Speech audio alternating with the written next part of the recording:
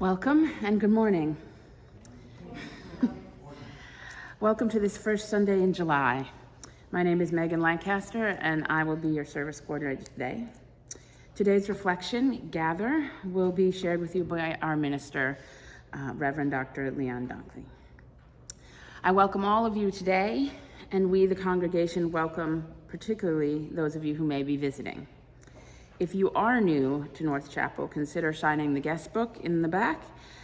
That is also where hearing assistance devices and large print hymnals can be found. Some announcements. Next Sunday after church at 11:30, there's a potluck and pizza party for new members, but all are invited to come and say hello and introduce yourselves to them. So this is your chance to meet them, and if the weather is good, we'll be out back down on the lawn and ask that you bring some pizza toppings, a salad, or a dessert. If it is not good weather, the social hall will be our location, and a dish to share would be appreciated. Also, we are still looking for people to sign up for coffee making duties down below so that we can have our lovely time together after service. So if you are interested in signing up, talk to Judy, and that would be much appreciated. Lastly, this would be the good moment to turn off or put on silent any devices you have that might make noise during our time together today. Everybody's good? All right. Our opening words today, Be About the Work by Andrea Hawkins Kemper. May we see all as it is, and may it all be as we see it. May we be the ones to make it as it should be, for if not us, who? If not now, when? This is answering the cry of justice with the work of peace. This is redeeming the pain of history with the grace of wisdom. This is the work we are called to do, and this is the call we answer now. To be the barrier and the bridge, to be the living embodiment of our principles, to be about the work of building the beloved community, to be a people of intention and a people of conscience.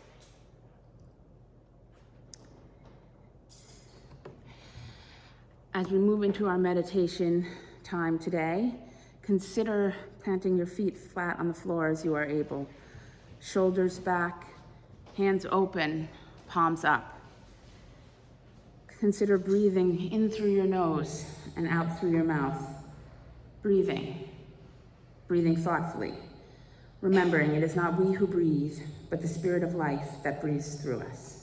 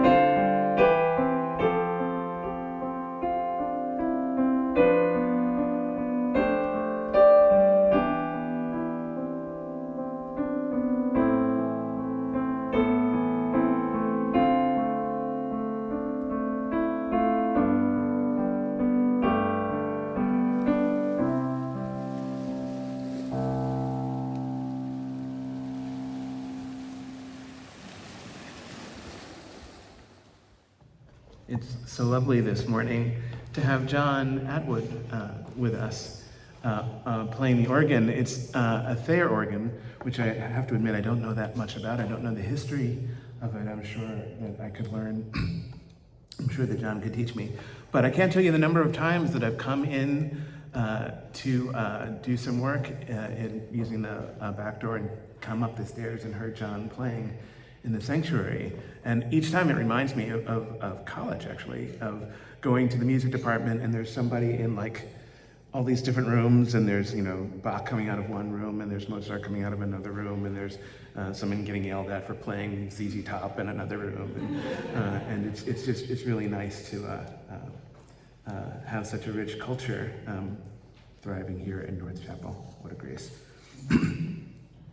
So we gather to know, we gather to wonder, and we gather to make peace with the secrets of life. Not everything is revealed to us right away. Things take time.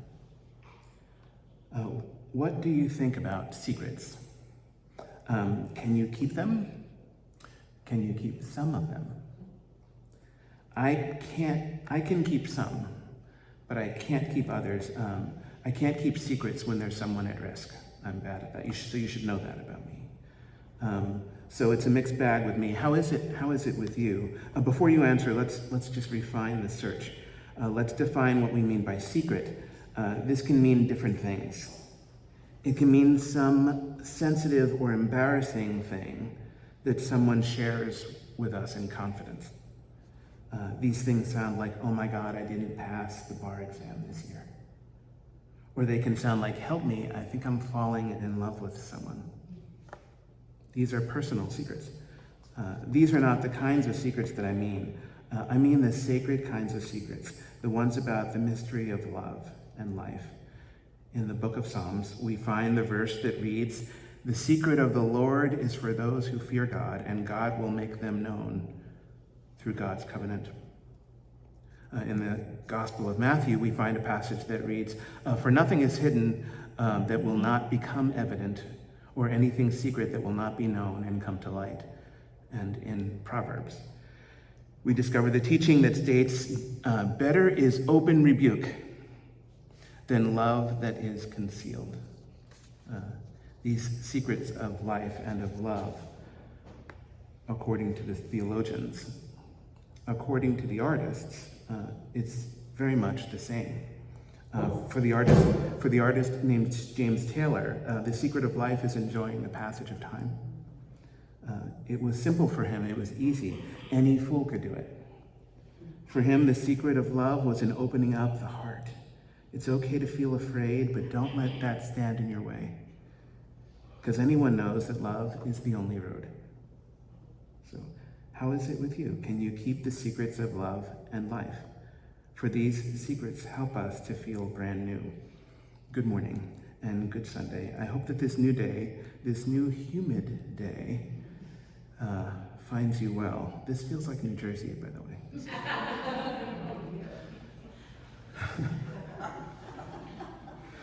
Today is Sunday, July the 2nd, and the title of this morning's reflection is Gather with a capital G-A. As you know, each year, Unitarian Universalists from across the country gather together for an annual conference called General Assembly, or GA. We gather to handle, as best we can, the affairs of our living faith. This year, we gathered in Pittsburgh, and truly incredible things took place. Why do we gather? Because when we gather well, in the presence of mystery, something within us all can be renewed. Hey man, I'll meet up with you on Thursday, June the 22nd, I said, in the atrium of the convention center in Pittsburgh. They're starting up at 12:30 in ballroom B and C, and you can join us earlier if you want to grab lunch. We're meeting at Primanti Brothers. That was a test. I wanted to see you on. I love having lunch in Pittsburgh because it makes me feel all younger inside. Before I went to high school, I liked that time and I miss it now. I miss that hopefulness. I miss that feeling of innocence. Before I went to high school, life was pretty idyllic. My major problems were mostly about fitting in. I wasn't popular, but I had lots of friends on student council and on the baseball team. I wasn't insecure, but I had trouble fitting in, for lots of reasons really, for reasons that revealed themselves slowly over time, for reasons that are still revealing themselves. Pinebrook was the name of our school. I learned how to ski from two teachers there, Mr. Weber and Mr. Fisher, who, looking back now, might have been gay. Great men. Mrs. Sakowicz, who was smart and so kind, and Mrs. Regalado, who taught us how to sing in Spanish. I suppose they taught history and math too at that time, but these are the things that I most remember. I remember this time in the cafeteria when one of my classmates put potato chips right in the middle of his sandwich. I tried it once with a sandwich that my mother had made me, and it was delicious. And it was fun too because the sandwich became crunchy. Crunchy sandwiches make kids smile. Even just the memory of that 8th grade kid in us makes us happy. That's why I love having lunch in Pittsburgh at Primanti Brothers. At Primanti Brothers, they put French fries in the sandwiches. It's the adult version of the thing that we did before we were in high school. It's fun sitting in a room full of adults who are eating sandwiches that make us feel like we were all about 14 years old. So guess what? I renewed a friendship when I was out there in Pittsburgh. Not just any friendship, I renewed a friendship with a woman named Betty Jean Werdersword. Betty Jean is a consultant. She's a research scholar at the Starr King School for the Ministry, and she's an assistant professor of transformative leadership at the Graduate Theological Union in Berkeley, California. She lives in Pittsburgh, she travels a ton, and she does a lot of her work online. At General Assembly, she led an interesting workshop. I texted you about this one, Mary. She led an interesting workshop. It was called Empowering Young Leaders and Building Multi-Generational Community. I was excited to attend this workshop because of North Chapel's Brave Light Youth Exchange project. For those of you who may not know, the Brave Light Youth Exchange project is a multi-year, grant-funded initiative that was developed out of an ongoing conversation right here at North Chapel. Judy Williamson, and who was on the board at that time, and Chris Bartlett, who was chairing the board, brought together a task force to explore how North Chapel might be of use in the Upper Valley with respect to the needs of children and youth. So I went to this workshop with bells on to see what I might learn and to develop community and relationship and to see what might be useful for our project. The workshop was scheduled for 12:30 to 2, and the advertisement read as follows. This is an interactive workshop that will inspire and equip you to build dynamic social change efforts across generations. Learn from Unitarian Universalist history and theology, hear from young leaders and their allies, identify opportunities in multi-generational partnership in your local communities, and vision our future with UUs of all ages. It was lovely. It was lovely to learn of our triumphs over time. It was tough to learn about our failings.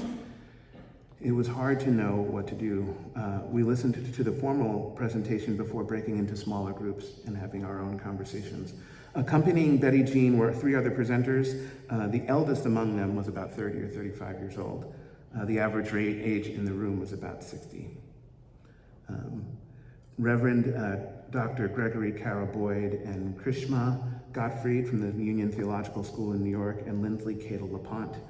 These were the young people who were talking about youth empowerment to a group of older folks who had themselves come out of the UU youth movement just like I did. Bravely, I think, Unitarian Universalism has guided us to places of deep hopefulness and deep daring. By and large, we have nurtured a faith that is committed to growing the soul of every child, and this is hard to do. We live in a world in which increasingly it's harder and harder to grow the soul. The soul is tender. The soul is quiet. The soul needs healthy environments in which to grow. These kinds of things can be in short supply sometimes. They can be difficult to provide for children and youth. These kinds of things can be difficult to provide for ourselves, and when we cannot provide for ourselves, it's not possible for us to provide them for others. The most important thing is that we connect strong hands to weak, old hands to young. There is no greater spiritual revolution than this. for inside of all of us lives younger folks who desire that will to live well. Inside of all of us are older sages with the wisdom enough to teach. Oftentimes we have trouble getting in touch with all parts of ourselves. I'll return to that thought. So often older folks teach. I find myself doing this sometimes. So often we reach into our minds and try to bestow information on others. My God, we are so boring. I am so boring when I try to do this because I get nervous because I long so much for connection, especially with those who are not my age. We are generationally socialized and we all have different names: baby boomers, Gen Xers, Gen Yers, Gen Zers, lost generations, millennials. We're coded and prescribed and psychologically profiled and evaluated. We're targeted by corporations. We're marketed to by advertisement agencies. It's hard because the soul needs more than this to grow, no matter how young and no matter how old we are. No matter how old we are, the soul is tender, the soul is quiet, and the soul needs a healthy environment in which to grow. So one of the things that I learned in the Youth Empowerment Workshop in Pittsburgh was about the soul deep value of being right here in Vermont. I loved being there with everybody, and I loved seeing old friends and colleagues from across this country, especially now. I can't tell you how important it was that we gathered together. Not because things went particularly well, they didn't. In some ways they did, but in some ways they did not. In many ways, things fell apart. Hearts were so fragile. Fuses were short, our tensions were high, our spirits were low, but slowly over time, the opposites became true. These COVID years have been difficult to navigate, and we saw that clearly in Pittsburgh, the first time we've gathered en masse since the pandemic hit us. We were on a real journey these days. We are on a journey that takes us out beyond ourselves, where we're not prepared to be, where we are awkward, where we are insecure. It's just like the time before we went to high school sometimes. In some ways, over all that time, so little has changed. The poets talk about this irony, about the experience of being older and younger at the same time, about how normal and confusing all of this is. The poet writes, "I am a woman of heart and mind with time on her hands and no child to raise. You come to me like a little boy, and I give you my scorn and my praise. And you think I'm like your mother, or another lover, or your sister, or the queen of your dreams, but I'm just another silly girl when love makes a fool of me." True artists can be many different people: a grown-up woman and a newborn child, a little boy, a silly girl, a mother, a lover, a sister, a queen, a broken-hearted fool. It's hard to recognize so much in ourselves, but we are vast. And most likely, we don't really want to be. Oftentimes, we really want to be just one thing, but we are more than what we want. We want to be good, and we want to be beautiful, and we are, but we aren't these things all of the time. None of us are. When we find this out, when we find out that we fall short, like we fall short all the time, at least I do, such a great humility becomes available to us. Now, if we lock into some way that we are, if we hold fast to this self-identity or too narrow version of ourselves, it becomes easy to fight, and it becomes easy to find fault in others. But if we stay soft and say, "I'm like that too," or "I've done that before," sometimes a better healing is possible. Back in the 1950s, a senator named Joseph McCarthy was really good at hardening those lines between us. He was good at finding fault in others. Few would describe Joseph McCarthy as a self-reflective man. In the throes of his rather caustic anti-communist campaign, he quoted Shakespeare out of context in an attempt to strengthen a point that he was trying to make. Edward R. Murrow corrected him. Do you remember that name? Edward R. Murrow corrected him and put things in perspective. Murrow said, earlier, the senator asked, upon what meat does this our Caesar feed? Had he looked 3 lines earlier in Shakespeare's Caesar, he would have found this line, which is not altogether inappropriate. The fault, dear Brutus, is not in our stars, but in ourselves. Edward R. Murrow, do you remember this name? His story is generational. In other words, younger folks these days don't always remember him. Ed Murrow was the radio, then TV journalist who challenged the fear-based anti-communist campaign that was organized by the senator named Joseph McCarthy, who hailed from Appleton, Wisconsin. You've heard of McCarthyism. Well, Joseph McCarthy was the driving force behind all of that. The process of confronting McCarthyism would be an interesting thing to study, especially considering the political state we find ourselves in today, and especially considering the spiritual consequences of that political state. So much of what Edward R. Murrow said back in the 50s still applies today. Murrow said, "We must not confuse dissent with disloyalty. We must remember always that accusation is not proof, and that conviction depends upon evidence and due process of law. We will not walk in fear. We will not walk in fear of one another.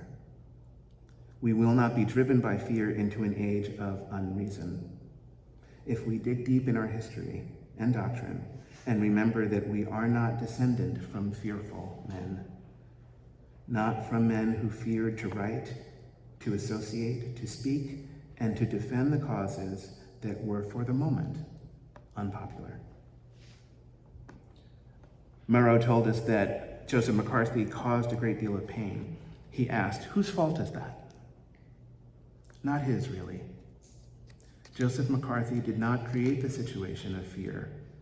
He merely exploited it, and rather successfully. Cassius was right. The fault, dear Brutus, is not in our stars, but in ourselves. End quote. I think one of the most impressive passages in American history was this by Edward R. Murrow.